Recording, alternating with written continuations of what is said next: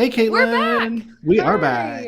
Hi. These every other weeks, like it just seems so long. But Yeah, I know. yeah, Hi. the How you phones have doing? not been ringing off the hook for more episodes like every week. So if people want that, they can call. There's a number at the end of the episode. Um, how things been? Drop us a line. Doing good? Good. Yeah. It's wild. We're it's basically April. I don't know how that happened. Yeah, and we've Um. had fall, spring, and then way more winter, and then snow. And I Uh hear huh. tomorrow is fall, spring part two, so that'll be Is it? I exciting. don't look. Yeah, so I don't look because I can't 70-ish. do anything about it. The 70-ish tomorrow, and then 70 back. ish. Yeah, and then back into the 40s. So, I wear the same coat and waterproof shoes from mhm. November until June I've started just because wearing like my light Patagonia fleece because I am revolting against winter coats. And it's mm, fine until one of those days when you go somewhere and it's 31 or something, and you're like, okay, do this you is just not enough. do you just want to be a little tech bro? Is that why you're wearing a Patagonia fleece? No, I got it for No, it's a vest, I free. guess. I got it Okay. for free from HubSpot, but What's up, it's just HubSpot? I'll take a it's free just jacket. easy. You just have to do one of their boot camps, and usually at the end of it, if you're one of the first like X number of people to like submit a form on the review or whatever, Yeah. and you attended all sessions, then you can get a fleece or something. Huh. It's not always a fleece, but that was for That's not my. true though. I Um, wouldn't wear it, so I don't like things with writing on them. Unless this it's like one's a nice like because a politically activist shirt. so the logo is actually on the Ray gun shoulder, t-shirt. and it's just the logo mark. Yeah, it's It's no not like word. offensive. Yeah, it's Yeah. not terrible. And I think there's a partner badge on the front. But that's not why Mm, we're here. We're here to talk about it's apparently a not. blueberry crayon smash, which Megan Blueberry is cran introducing smash. us to. It's Um, tasty. it sounds very I would make tasty. it with gin. You would make it with gin. Yep, absolutely, you would. That's Well, true. we were at a liquor store because anytime my husband and I go anywhere, we have to stop at the liquor store. Hmm. It's like our destination There are anywhere different we ones go. in every city, and they're all like Yeah, and they completely have a like some are different selection. huge, So some are like small. Mhm. yeah, I'm really proud of him. He got promoted and it was like a big deal, and that's like one of the things that he does to celebrate is like buy a nice bottle of something. And we were going through Sioux Falls and he's like, "Hey, can we stop? I haven't gotten my celebration bottle." And I was like, "Absolutely, because you are spectacular and I'm so proud of you." He hates that. He's somewhere he can feel me saying those words and he's like Mm. his skin is crawling. He doesn't But listen to the podcast, does he? I think he does sometimes. Okay. I Well, you don't know. might I want to haven't tell him like just to lorded skip that over this him one or yet. just be embarrassed. Right. Just Whatever. 15 seconds. Anyway, so we stopped at a liquor store in Sioux Falls and they had Sipsmith has like a lemon gin that I really like. Hmm. And then they had another fruit flavor that he was like, "Do we want this?" And I was like, "Well, probably." I I can't mean, remember what it was. I feel like it was pink. I'm going to have to look and see what it was. I But think grapefruit, maybe. maybe. I've seen that. I I've think it seen was the yeah, grapefruit strawberry gin. smash. It was strawberry. I was like, I think it was Strawberry. pink. We got a Yeah. strawberry Um, rhubarb gin too. Like that was what? because we had a recipe that called for rhubarb gin. Good luck finding Yeah. that in the Midwest or in the U.S. You'd think with Yeah. rhubarb growing like in ditches and people's backyards everywhere, but no. Rhubarb But is a weed. I know Yeah. you can make a delicious pie though, or a crumble. I love rhubarb. My I grandma always know. had it and had like preserve like bars and stuff with it. Yeah, and we never Yeah. did the strawberry rhubarb. It was always just rhubarb. Straight But I mean, rhubarb. there's sugar in there and stuff, Rhubarb but it's still crumble. like Oh you yeah. just like. Yeah, you feel the Mm-hmm. mhm. Love it. Actually, Um, that's a great point. I need to get some rhubarb transplanted this spring. oh, that's good. Yeah, if you made a rhubarb crumble, I would eat some. I would even come up to Sioux City for it. Um, Grandma Doris has the best recipe. fantastic. So our drink today is from Megan, who the whole episode's about her studying abroad in the Netherlands, which is like Yes. not where you hear of people studying abroad usually. No, So, no. but also very She's fascinating. smart. But this drink has nothing to do with the Netherlands, as we learned in the episode, and not something that any people there would just look at you funny. I think if you were serving this to Right. them, they might drink it, but apparently they're all about their European beers, and that Uh-huh. is the thing. Which, like, I get some hometown pride or, like, it's like Hmm. patriotism for them, right? Is that basically Well, what it is?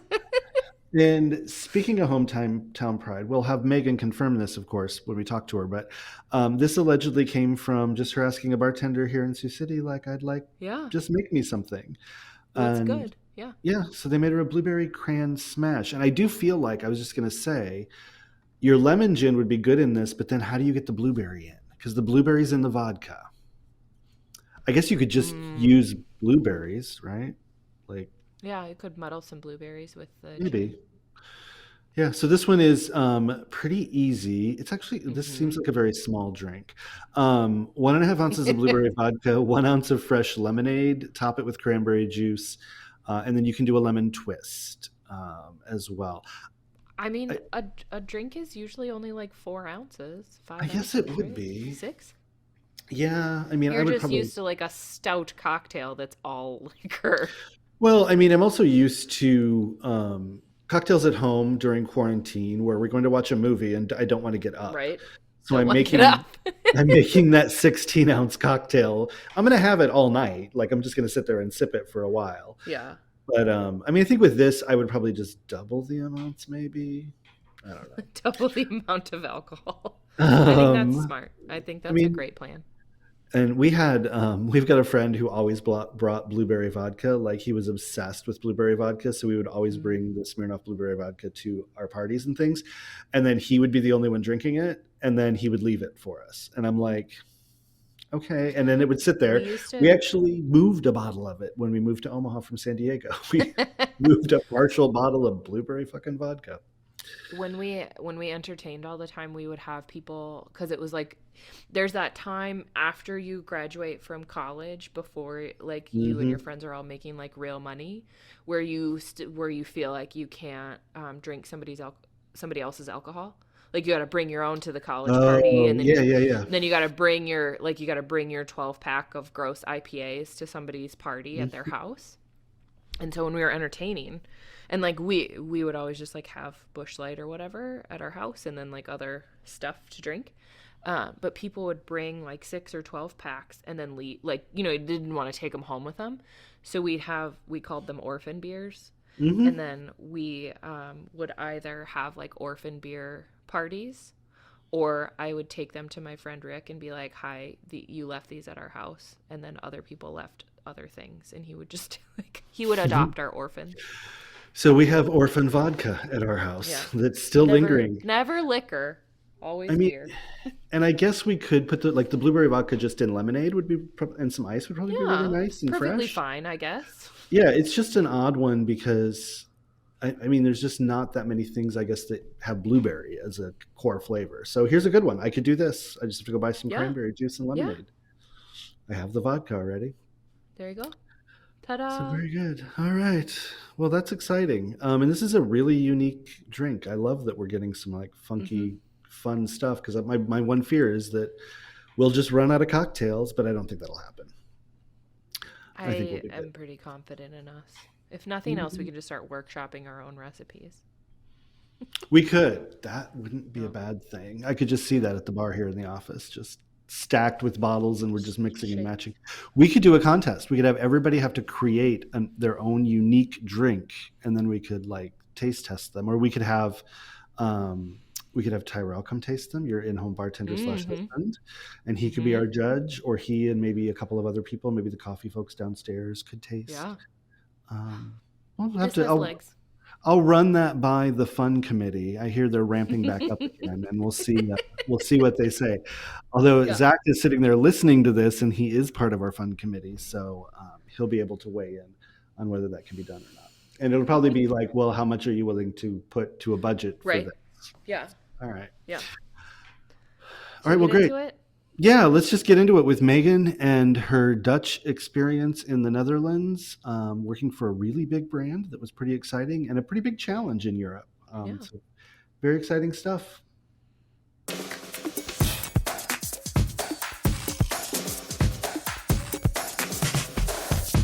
All right, and we are back, We're back. Caitlin. It's Hey, so good to have our guest today, and she's sitting here I like I see am her. very She's excited. waiting in the wings to chat with us. So let's just get right to it and say, "Hey, Let's do it. Megan." Hi. Hello.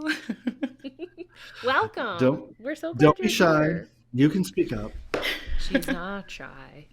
That is true. That is definitely true. She's my fellow Sioux City office extrovert, and I'm so glad that she's here. I know, I know. It's good to have those in every office. It takes Now we pressure have off of the two. introverts. Sometimes, and sometimes it just puts pressure on the introverts if you're in the Hmm. crosshairs of the extrovert. Hmm. But don't attack me in this. Like, I'm just a gentle host.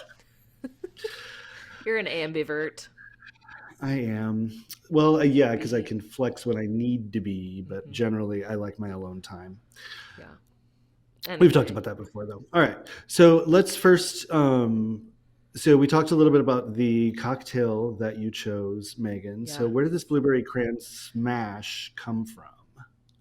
So essentially over the summer, I mean there is some things to do in Sioux City, but my friends and I's kind of favorite thing to do is go out and have drinks.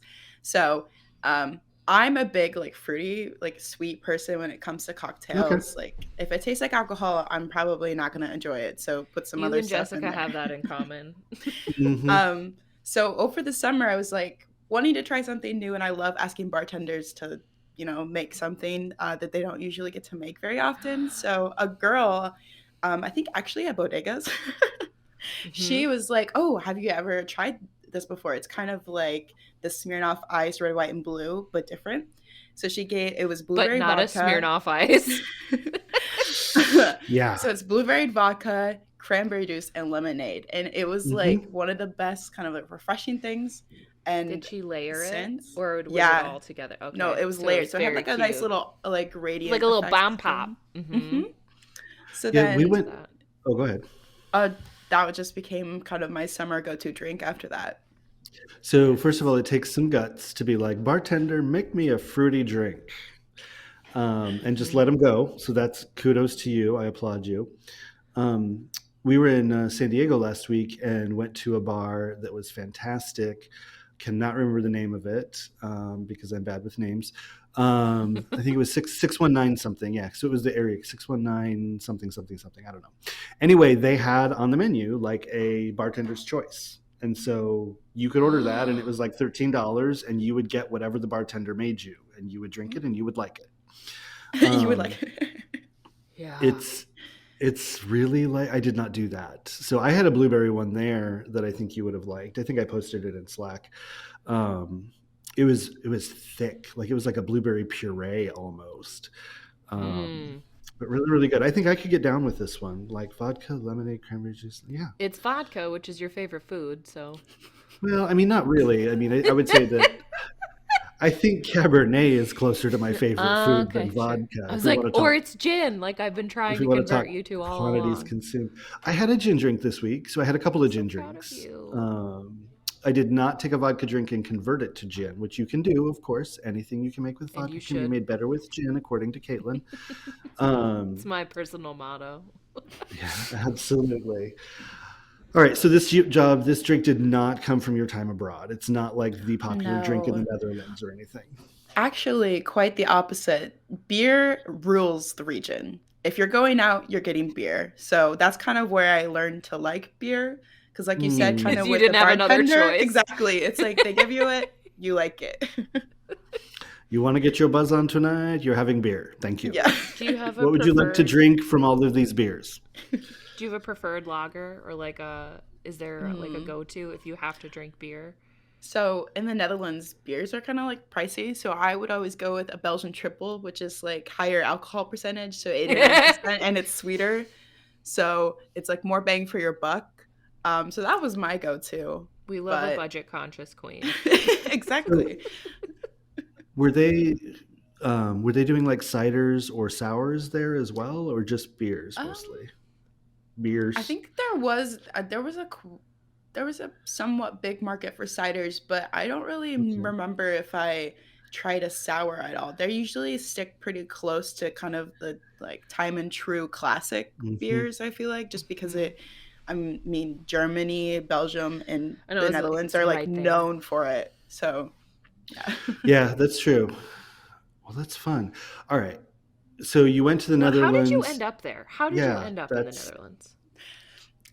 So I've always wanted to do study abroad Hmm. experience just because I feel like ever since I've known myself, I don't necessarily feel like I fit in the Midwest. I feel like my Mm-hmm. soul is a traveling in Oh yeah. spirits, and you could just say it's the young 20s mentality, but I don't know. I've always kind of wanted to live abroad. So when the Mm-hmm. opportunity presented itself, I could do it a semester abroad in Morningside, kind of. So I went to Morningside. FYI, Mm-hmm. we're all Morningsiders here.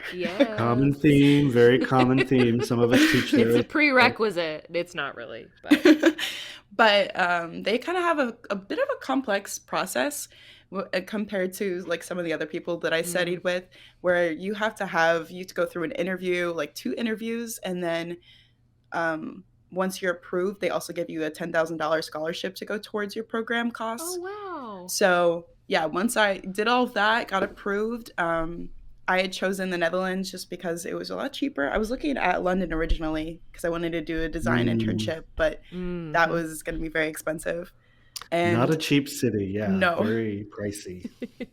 And at the time, I was dating a guy from the Netherlands, so it was like I kind of get to see him, experience his culture, get to practice my Dutch because I had been learning Dutch for like a year at that point. So kind of putting it into life skills and like Rich is gonna actual say something experience. snarky. I just need to roll back for a moment. So what I'm hearing is this started with you were dating a guy from the Netherlands, No, right? because I had actually And always wanted to do it, and then it was kind of like the extra security of like I have family there because Somebody that you he can would, rely yeah, on a if like support shit goes network right. south. there, Yeah. and they actually did become kind of like my like second family. I'm still really So close with his Sweet. mom, but like yeah, it kind of made the experience better too, just because I feel like I I f- had a guide anytime I needed mhm. it because they were, yeah. they're So from there. was he a foreign student at Morningside then, and that's where you met? He was. And then when you were abroad You in the just like Netherlands, re-exchanged. was he still at Morningside in the U.S. while you were in No. the? He was over there too. Yeah. Oh, okay, that makes sense. But he's why you started learning Dutch, I assume. Yeah. But, We you kept the Handy. know, Dutch. We ditched the boyfriend. exactly, Yeah. We like I exactly. had anything to do with it. Well, now Megan's dating life is a group effort. We all know this. You're not Listen, So wrong. she invited all of the olds into that party, and I know, I know. mostly we just It's sit around and be like, "This essentially seems my own dating hard." show. Yeah, It is. It is. we It's should really make you a fun too. jingle. We should get you a Oh, jingle. we could do that. We need who does music? Do we know anybody who does music? We'll figure it out. Mm-hmm. Um, so Or you maybe studied marketing, then I assume in the Netherlands? Yeah, so actually it kind of worked out perfectly because so I'm a graphic designer here at Antidote, and I studied graphic design in Morningside, but I also had a minor in marketing. So essentially I just focused on getting all my minor requirements for marketing kind of knocked out during that semester just because it's a lot Oh. easier to try and find a program that does like something as broad as marketing rather than Hmm. design. So yeah, so I did like their international business school because I studied at Maastricht University, which is in, of course, Maastricht. Um, and it was just yeah, it was really cool, kind of having a different atmosphere, especially compared to Morningside, which is in small town, not small mm-hmm. town, but like small city, Iowa, Well, and it's Morningside a where also kind of like shields you. Like when you're yeah, on it campus, feels it's like yep. a small town in the middle of like a bigger Yeah, city. that's what I was going to say. Is that neighborhood is really pretty well self-contained. Like you could just stay Insular. there and not Mm-hmm. ever have to leave, Mm-hmm. um, unless you really needed to go somewhere. But yeah, it does feel like a small town over there, kind of, which is yeah. kind of nice. But also, like you said, if you feel like I want to get out of here, I want a big Mm-hmm. city, like you got to go figure that out somewhere else. All right. Yeah. You worked on some like bigger campaigns. Yeah, Yeah, Tell so us about like actually that. a big brand, I hear, like a pretty big one that's well I global, mean, in the Dutch people's mind, it's probably not as big of a brand tiny. as, Yeah. but so yeah, so fortunately during my because they do like block periods essentially. So during my second block, I did a class called brand management, and we get to do like a what they called like a brand challenge, and so we had AB and Bev, which is the Budweiser Hmm. brand. Mm-hmm. Um, And for, I think, like copyright purposes, they were only known as Bud in the Netherlands, because there's like a Czech beer that was also Budweiser. But so Bud was our brand challenge, and we had Bud Zero for like my specific group, which was like essentially I was the only American. And actually at Maastricht University, it's like 80 or 90% international students. So literally like everyone is coming in with a different perspective, a different kind of like lifestyle that they are used Yeah. to, and like perspective, which just for me, like as I'm like soaking in all of this new culture and everything, it was Mm-hmm. kind of like the cherry on top to my educational experience, and something that I think not everyone gets to have, especially if Yeah. you are from like a smaller city. Um, but yeah, so It, we were able to work with this brand, and kind of create a campaign that was, how are we going to market this to Dutch people who don't necessarily have the best perception of this brand because it's American. right. No, like I Yeah. completely get it. So, wow, there's so much to unpack there. So first of all, like, so I don't drink beer. So is Bud Zero a zero alcohol or is it Yes. Mm-hmm. Yep. okay? So So you've also that Bigger got in was the that a blue going hard cup. thing for as you. well, because it's like it tastes like Why would I? beer, but you don't get the buzz. So why would Yeah, I why drink would I that? bother? What? Yeah. Exactly. Yeah, so in and I don't know it in Italian, my husband does, but in Italy, when you get a what is it? It's a caffeine free like skim milk cappuccino or something. The Italian translation for it is why bother? I was just gonna say, why bother? Yeah, But and it that's sounds what they like call it. somebody beat It's me to it. yeah, and I don't remember what that is. I could look it up. So that's cool. So that's a challenge, which is really fun. Um, did you grow the brand? Like, were your efforts like successful, or was it just too short of a period for you to really measure that? So actually how it worked was, so everyone in our that was taking the brand management class got Hmm. split into teams. There was three different challenges. One was about how they were going to market during the FIFA World Cup, because they were like the main brand sponsor. And then the Yeah. Hmm. other one was just, I think, like the normal beer and how to market it, um like to younger generations, just because people, like if you go for a beer in the Netherlands, like one of the automatic brands and like the top tier, one of their highest competitors is Heineken, because like Hmm. Heineken dominates it because they are like the native brand. Mm-hmm. And then there was the Bud Zero product, and essentially we were all into like 4 or 5 people teams. And at the end, you had to present. That was like your final for the class, and if you made it, then you also got to present in front of like their regional team. Wow. So my group Hmm. did. Just kind of put it in Obviously. there. Yeah, of Shining course. star, Megan Kyle. I did do all of the most of the graph design for the presentation, so I do feel like, that always aids a presentation. And yeah, we Absolutely. won the challenge actually for like our section, our category. Um, and it was essentially like making sure that people's perception of the US when it comes to this beer, because it is such a big like image associated with the brand, is going to be a positive one and more of like a nostalgic, because a lot of these people are like, oh, I grew up watching American movies, that's all like we did. Like when we think of America, we think of like Oh. Hollywood, like TV, Oh, like okay. movies, or like sports, like athletics, like the typical Mm-hmm. leather jackets, or like the varsity jackets, and like Yes. going to Hmm. a party after the big game. It's So like like using Grease. that nostalgia and kind of like association in terms of like bringing fun American culture, and not necessarily like, oh, this beer is shitty compared to the beer we have here. um and using that to like to our advantage. Mm-hmm. It was a Hmm. little bit of an extra challenge with the Bud Zero like product.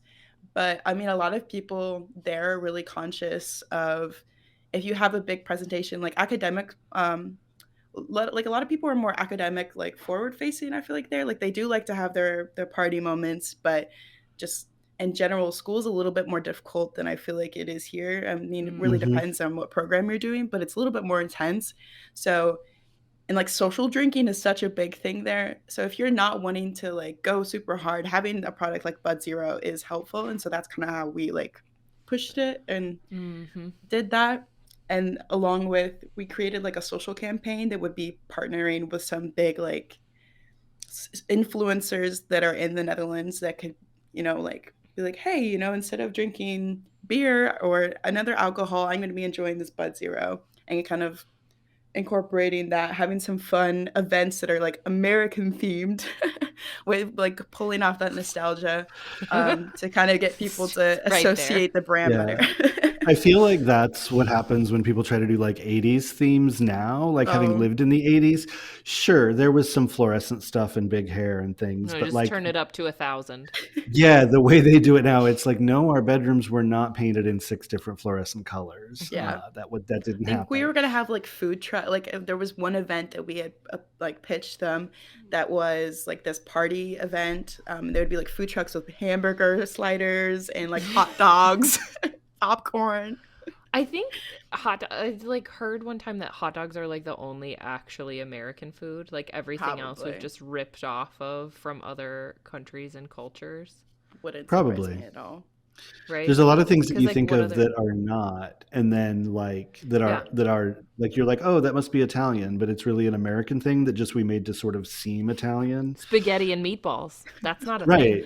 No, Also, they have meatballs, but Alfredo. it doesn't go on their Yeah. pasta. Mm-hmm. Alfredo, like that's not a thing. I'm pretty sure. I feel like I heard that like in Italy, they if there's they might call it something different, and it's not necessarily the same. But yeah, Alfredo's There's not really a not. creamy white sauce that you would get Mm-mm. in Italy or at an Italian restaurant. Like you'll get a creamy one like on a carbonara. It's going to be very yellow because of the egg yolks, and that's where the cream Mm-hmm. comes from. Your cacio e pepe in Rome is going to be mostly the cheese that I know. is making We're having that. noodles for dinner tonight. Now I just decided. Yeah, sounds good. Get those carbs, girl. Honestly, Um, so I want to roll back to the culture aspect of all of yeah. this, because obviously, you're getting immersed in the Dutch culture, like you said, and you had to do that for figuring out how to sell Bud Zero to Dutch people, which, that's a whole cultural shift. That's a But heavy then lift. it is a pretty heavy lift, but then you layered on top of that like you're the only American and all of these other students in your class, you're basically absorbed in like 20 different cultures or however Yeah. many. Was that really hard, or was it just like super fun and crazy? Honestly, well, because they also, so at Maastricht University, they have a different like learning and teaching style. They use PBL, which is problem-based learning. So it's a lot Mm. more like discussion-based, which I personally love in like when I'm in a Sign me class. up. That And sounds so awesome. like we had a TA, but they would never really like teach us things. It was up to us to like facilitate the lesson, facilitate the conversation, and they would kind of like direct if where need be. So just the conversations in general that were happening were like so intriguing, just because everyone is coming at it from a different perspective from where they grew up or where Mm-hmm. they're from. And the examples that people would bring to class, I was like, oh, I've never even heard of that before. Like, that's so cool. So in terms of marketing, especially just global marketing, you having that kind of experience, I feel like it really aids a marketer's perception and like ability Mm-hmm. to communicate messaging like more What's efficiently. that? It's that old thing like you don't know what you don't know until you're having a conversation with somebody who has an entirely different lived experience than you. You're like, oh, I have never considered that or thought of it that way. It just like shifts everything a little bit. And to the point, like when you were asking if it was hard, I think that like some aspects, just trying to get people to understand where you're coming from, just because they haven't personally experienced that. There was a few moments like that, but for the most part, everyone Mm. was really accepting, and just like intrigued into other people's ideas. So were you the supposed to be the expert on Bud because you were the American? In my group, I think I was. They were like, "Okay, so what is this?" They were like, "Do you like it?" And honestly, I'm not a big Budweiser person. That's okay. Hopefully, We I don't think this will ever reach anyone's ears at like their marketing or any oh we You level. never know. We're but gonna go you don't know who I know. We could make that happen. right. but I don't know. I prefer other choices. So Yeah. But I in think general, too, it's it kind of says hard to something about relate to that as well. like your plasticity as a marketer too, where it's like I don't particularly enjoy this product, but I can still find the benefit for someone who might. Mhm. Yeah. I mean, I just take it back to all those magazine articles that I wrote for a former client about gynecological issues in older women. Mm-hmm. Don't have those, don't know much about them, but I can certainly do research and Well, do an you do interview and pull it now. together. You're an expert now. I know a whole lot more than I should. So, yeah. But also, I mean, as a marketer, you kind of do that. Like, I mean, I worked on Craftsman tools and I wasn't a mechanic or anything, like, working Right. on, racing stuff. It's just one of those things where you're like, yeah, you just work on something you don't necessarily know until you start working on it. And don't worry about the Budweiser thing. I don't think anybody in Anheuser-Busch InBev is going to be sponsoring our podcast anytime soon. No. I mean, I think our first episode, we used Pacifico as like an example of a beer. So we went straight to Mexico and then Honduras and then came back around to it recently. I also think cool. that if we were looking for sponsorships, it would just be Busch Light. Like that's the only. That's what Jesse wants. Right. I noticed there's a case of bottles up there now. Yeah, that's a whole story. It is. Have like, all right, I just know. I'm like, we could get the keg hooked up, but whatever. CTA podcast after hours. Okay, so I'm looking at the time and I'm seeing that we're kind of getting through. I'm also looking at kind of the questions we had and we just sort of covered almost everything. Yeah. But I think the big one, like, I think this is like let's put a finer point on it. If you had a tip, like a single tip for a college student pursuing a career in marketing, what would you tell them? I mean, if you can, study abroad in somewhere that it does kind of international business and that is their focus. But in general, I think just immersing yourself into as many different groups of people and kind of picking their brains about how they view the world is so important, just because I think it opens up your mind to how you can communicate different messaging, because I mean that's the main point of marketing, is communicating a message effectively. I mean, you would hope effectively. And not a lot of now it's a point to debate whether that's how that's what people normally do or is effective in today's marketing. But yeah, I think just immerse yourself in as many different types of people, groups of people. When you go out somewhere, if it's you're traveling, pay attention to how the marketing is different or how those things kind of change, even if it's in different parts of the US, because you can see it here as well. But yeah, that would kind of be my tip. That's smart. Yeah, I think that's good. Even if you can't go abroad, just traveling the US, in the South, in the Northeast, in the West, and in California, and honestly, even from California to Oregon to Washington, you're going to find a lot of differences in the marketing and the way they talk about it. Really, really cool. Yeah. Well, I feel like I'm the only one who didn't study abroad now, because Caitlin, you had your Guatemala before your Honduras, and Megan, you had your Netherlands, and I just did a quick Mexico trip after I graduated from high school, but never did anything in college. Didn't you do a May term? Did I make that up? I thought you did a May term. Not abroad. No, it was okay. I've done a couple May terms. I did a couple of them, which is kind of how I got done early, or would have gotten done early. But I mean, I've made up with international travel afterwards. I've done quite a bit. So that's been really good. Well, thank you, Megan, for joining us. Youthful exuberance. It is. Oh yeah. I mean, and traveling in my 30s is way different than traveling in my not 30s. No hostel days for you anymore? I did that. So it would have been, how old was I? It would have been the year before I turned 30. I was 29 was the last time I stayed in a hostel. I was like, so the year that you were 29? But it was winter in England and Scotland. And so there were nobody was there. So my friend and I had basically a private room. There were 6 bunk beds in there, but no one else was staying there because it's winter in Scotland. Who the hell travels to Scotland in the winter? But it was beautiful. I bet it was. But yeah, no hostels for me. Feels like it would be very peaceful. Hilton is really my sort of Europe hotel of choice. Points are easy to use. There's a lot of them. But yeah, I digress. This podcast There's a tangent. Brought to you by Hilton. And not by Budweiser or Bud Zero. Because why bother?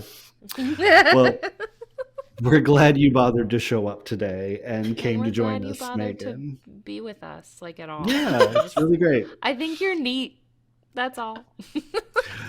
We need to do a behind the scenes after show where Megan gets to like trash talk us on like what she thought of the episode.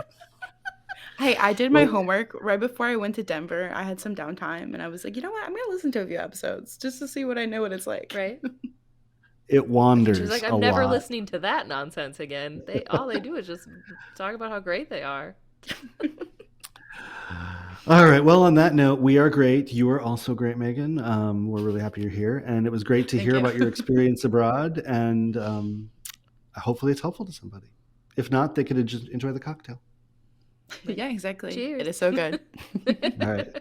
That's it for another episode of Cocktails, Tangents, and Answers. We hope it was as much fun to listen to as it was to make. You can find me on Twitter or Instagram at RichMackey. I try not to make it too difficult. It's just my name.